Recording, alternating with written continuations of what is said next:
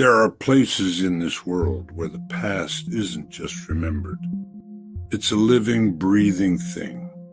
It clings to the air like humidity, seeps up from the soil with the evening fog, and whispers on the currents of the great winding rivers.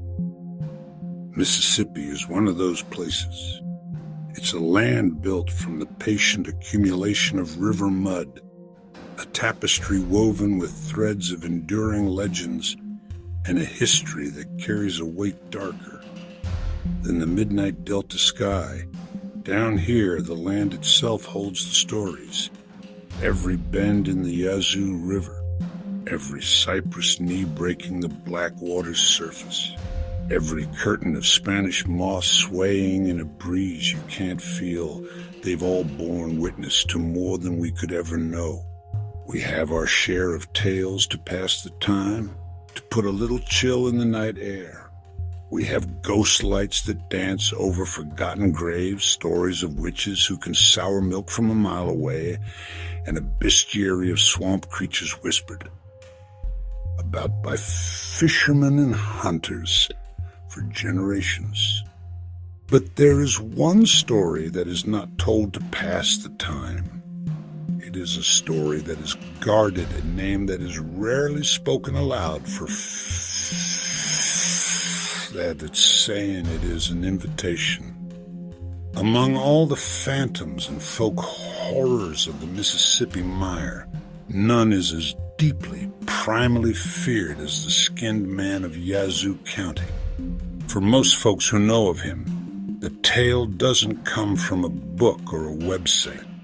It arrives on the breath of an elder, a grandparent, or a great uncle, their voice low and raspy in the dim light of a porch. You hear it from people who grew up before cell towers dotted the horizon, back when the woods still felt truly endless and the swamps held secrets that a wise person knew better than to question. They speak of a time when the darkness at the edge of the property line was absolute, a solid wall of black that the bravest dog wouldn't dare to breach. They'll tell you the story is old, but the feeling is new every time it's told. But the origin of this particular darkness, the genesis of the skinned man, reaches back much further than living memory. It coils back more than a century, to a time of steam and sweat and superstition, and to a solitary haunted figure, a hermit named Harlan Gray. Harlan wasn't from Yazoo County. He arrived like a piece of driftwood deposited by a current no one could trace. He staked no claim to good land, instead pushing deeper into the river bottoms than any sane person would. He built a cabin, or something like it, a crude shack of mud and cypress that the swamp began reclaiming the moment he finished it. It was swallowed by trumpet vines and thick green moss, hidden from the world. He wasn't always the monster he would become. The stories that linger about his past are fragmented, contradictory. Some say he was a man hollowed out by grief, that he came to the swamps to lose himself after watching his wife and children fall to a fever that swept through the flatlands. Others whisper that he wasn't running from sorrow, but from judgment, that he fled a life of crime, a gambling debt that could only be paid in blood, or perhaps a family curse that had finally caught up to him.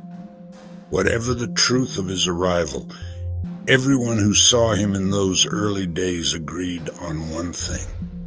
His eyes held a desperate, unnerving hunger.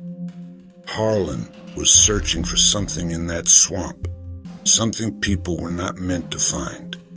He wasn't looking for gold or forgotten Civil War treasures. His quest was something far older, something woven into the very fabric of the land itself.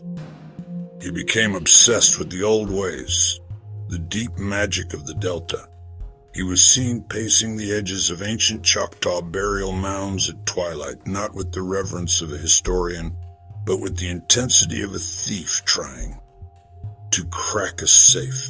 He'd spend days wading through stagnant backwaters, collecting strange pale roots and the bones of animals that had died in peculiar ways. He would travel for miles on foot, a gaunt and wild-eyed figure, seeking out hoodoo root workers and conjure women, only to have them shut their doors and draw protective symbols in the dirt the moment they saw the look in his eyes. The locals who watched him from a distance said he held a dangerous belief. He believed the swamp was more than just mud and water and trees. He believed it was a conscious entity, a primordial god that possessed the power to grant unimaginable gifts, unnatural strength, dominion over life and death, perhaps even the ultimate prize, immortality. But the swamp, like any ancient god, demanded a sacrifice, a price, and Harlan Gray was more than willing to pay. As the weeks bled into months, shadow fell over the scattered homesteads of Yazoo County. It started subtly. Seasoned hunting dogs, brave enough to face down a cornered boar, would stop dead at the tree line near Harlan's territory, whining and clawing at the ground, refusing to go a step further. Fishermen pulling their trot lines from the murky Yazoo would find their catch mutilated, not eaten, but arranged in grotesque spiral patterns on the muddy riverbank. Then came the smells. At odd hours of the night, a strange smoke would rise from the deep woods, thick and greasy, carrying a scent that made stomachs turn. A smell like meat, left too long on the fire, acrid and wrong. And with the smells came the sounds, sometimes carried on the wind. People heard screaming. Some of those screams, they reckoned, were Harlan's own, cries of agony, of a man pushing his body past its limits. Most of them weren't. Fear is a patient poison. For months, it seeped into the community, curdling into a silent, simmering dread. Finally, after a trapper went missing and his empty canoe was found spinning in an eddy near Harlan's land, the silence broke. A group of local men, farmers, fishermen, a blacksmith, decided enough was enough. They chose to confront him, waiting for the cover of a truly violent storm, one where the heavens themselves seemed to be at war. They hoped the roar of the thunder would shake the windows and the shriek of the wind would drown out their own fear. Armed with lanterns, rifles, and grim resolve, they navigated the treacherous path to his cabin. But what they found inside was a hell far worse than any rumor they had ever imagined. The air was thick, hot, and foul. A coppery, metallic stench that caught in their throats. Through the haze of ritual smoke, they saw him. Harlan had been carving his own flesh. This was not the work of a madman's frenzy. The cuts were clean, precise. They followed ritualistic patterns, echoing the spirals they'd seen on the riverbank and the strange glyphs he'd copied into his journals. He was not mutilating himself randomly. He was dismantling himself. He was performing a meticulous, horrifying surgery, intentionally removing the human shell he no longer wanted, peeling it away layer by layer as if shucking an ear of corn. The proof was all around them. Jars filled with a sickening brine lined the walls, and floating within each were pale, curled strips of his own skin. Strange, esoteric symbols were scorched into the wooden floor, glowing with a faint, sickly red pulse in the unsteady lantern light. And in the center of this profane circle, Harlan Gray stood smiling. His body was a nightmarish patchwork, half raw muscle, half charred flesh. But his eyes shone with the triumphant, terrifying light of something that was no longer sanity. He looked at the men, not with fear or surprise, but with a kind of pity. His voice, when it came, was not a human sound. It was a dry, rasping scrape, like stones grinding together in a riverbed. He spoke a single chilling phrase. You cannot stop a transformation already begun. And then, as if summoned by his words, the sky split open. A bolt of lightning, brighter and louder than any that had come before, struck the cabin not with a random crash, but with the focused intent of a hammer. Blow. The small structure didn't just catch fire.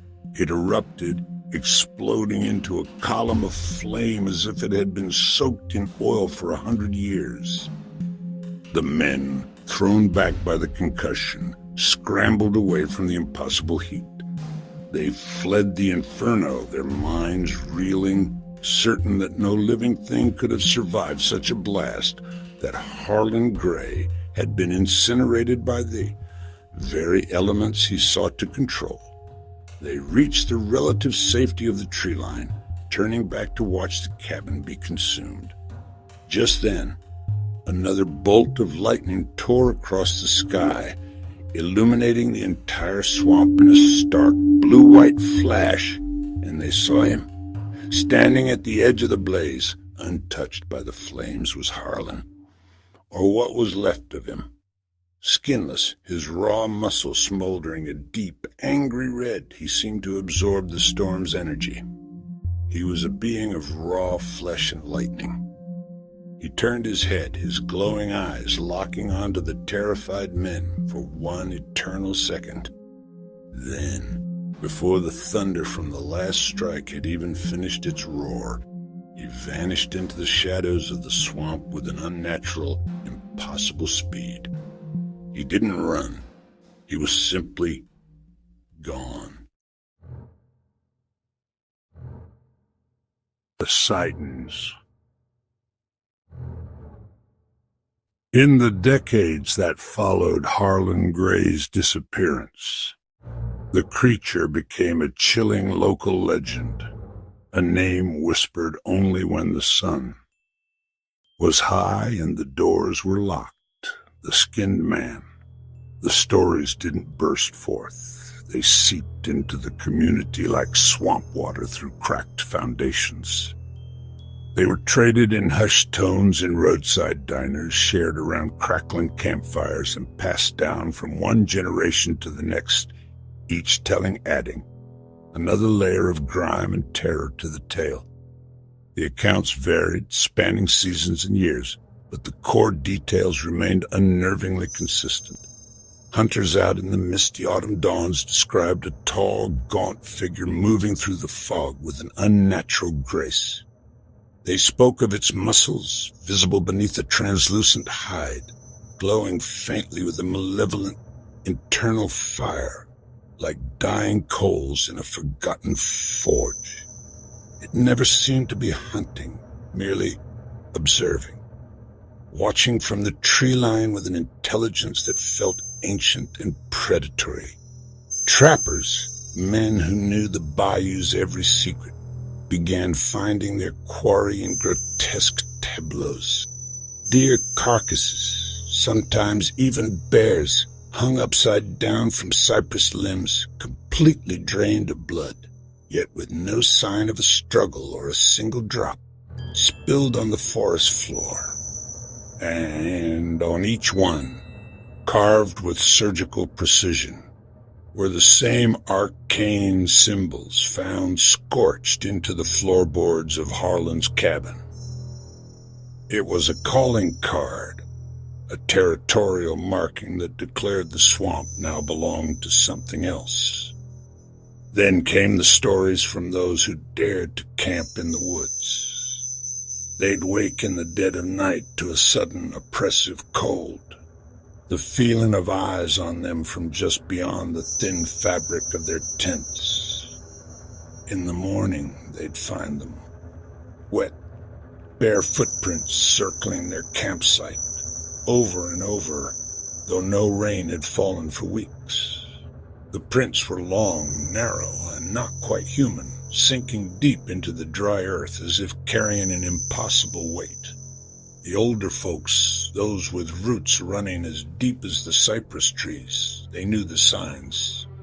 They taught their children and their grandchildren the litany of the swamp, a warning that became a local prayer. If the air feels heavy, like a wet blanket on your skin, if the forest goes dead quiet, not even a cricket dares to sing, if you smell copper on the wind, like old blood and rust, go home. Don't look back. He's close. Because some say the skin man doesn't just kill. That would be a mercy. He studies. He mimics. He learns the shape, the sound, the very essence of the people who wander too deep into his domain. He is a collector of identities. A hollow thing seeking to fill itself with the lives it consumes. This is his cruelest trick. Witnesses who escaped his grasp, their faces pale and eyes wide with shock, all claim he can imitate voices. It starts as a faint sound carried on the breeze, the familiar call of a friend, the worried cry of a child, even the sweet loving whisper of a spouse. The voice is always perfect, always convincing, and always coming from just behind you, just out of sight, leading you deeper and deeper into the swamp's tangled heart. And if you turn, if you follow that siren song of the familiar, you vanish. You simply cease to be, leaving behind nothing but another story for the locals to whisper when the sun goes down. The cabin that still burns. In the tangled lore of the skinned man, stories diverge and fray like old rope. Was Harlan Gray a victim or a villain? A man driven mad by grief, or a vessel for something far older? These are questions that haunt the backroads and fishing spots of Yazoo County, with answers that shift like fog on the river. But there is one part of the legend nearly everyone agrees on, a single terrifying truth that anchors all the speculation. Harlan Gray's cabin still stands, not fully, but enough. It doesn't appear on any map. No trail leads to its door. To find it, you must get deliberately, hopelessly lost. You must push past the familiar cypress groves into the deep swamp, the place the locals call the Gitor Wallow, where the air grows thick and heavy, and the water turns the color of black tea. It's a place that seems to actively resist visitors, where compasses are said to spin uselessly and the chorus of insects falls unnervingly silent. The swamp itself seems to hold its breath, guarding the scar at its heart. And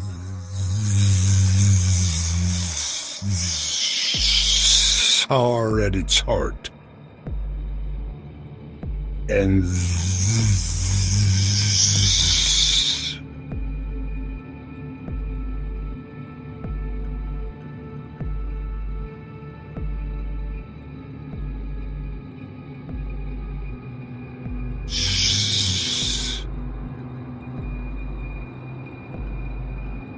as swamp itself seems to hold its glow.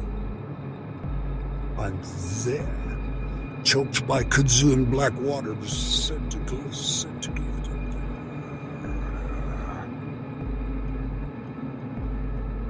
the sullen, resentful pulse, like the last embers of a blaze that refuses to die. Those who have seen it say the light breathes, waxing and waning in time with a sound they can't quite place. Travelers who get close report hearing whispers, soft and continuous.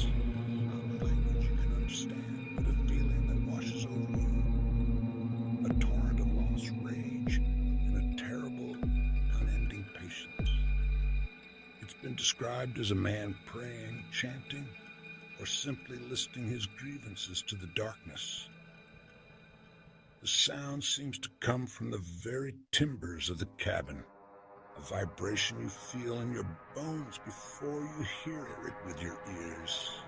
Some brave or foolish explorers who've dared to step across the threshold claim the burned floorboards still carry fresh footprints, barefoot always. They appear on surfaces thick with a century of ash and decay, yet they look as if they were made only moments ago. They lead from one dark corner to another, a restless pacing that never ventures outside. Others swear they've seen a skinless figure crouched in the corner, a silhouette of raw muscle and sinew, staring at them with ember-red eyes that never ever blink. They say you don't see it at first. You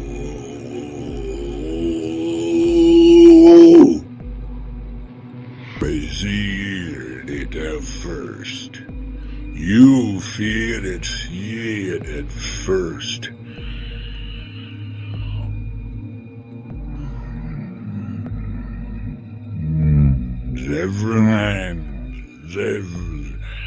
This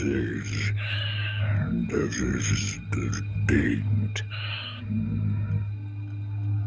To feel its gaze as if his heirs. But the tale comes from a fisherman who got lost in the swamp just a few years ago. That the most tells me deserts and the most tells God is the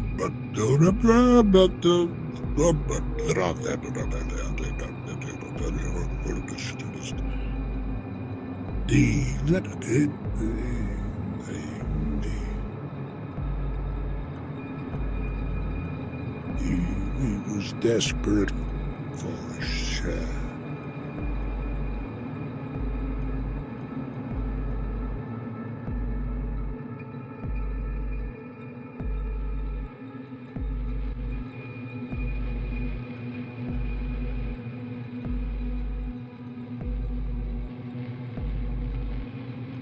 He was desperate for it. He was desperate for some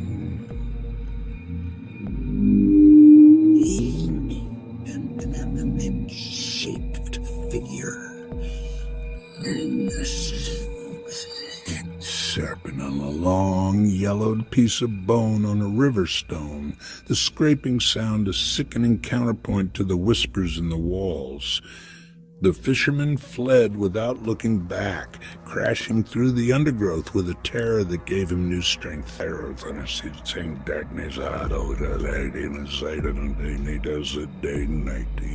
He died.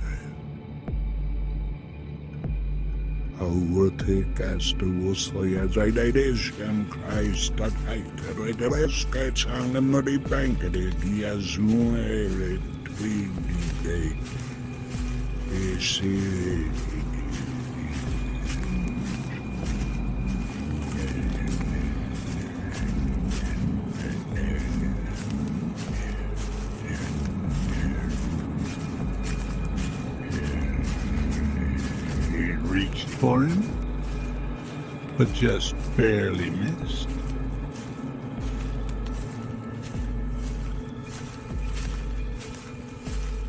He remembers only one sentence whispered right behind him as he ran, a voice like boiling water and grinding stone, a promise carried on the humid air. You still wear your skin. I will take it when you're ready.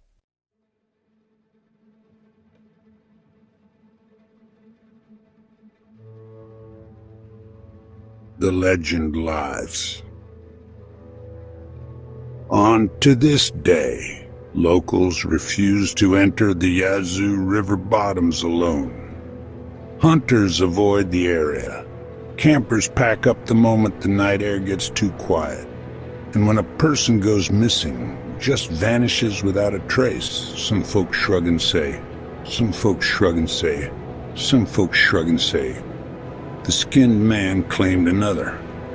Whether Harlan Gray achieved immortality, whether he became something between spirit and flesh, whether the swamp itself reshaped him into a guardian or a monster, no one knows for certain. But Mississippi remembers. The trees remember. The trees remember. And the swamp remembers. Because in Yazoo County, some transformations never end.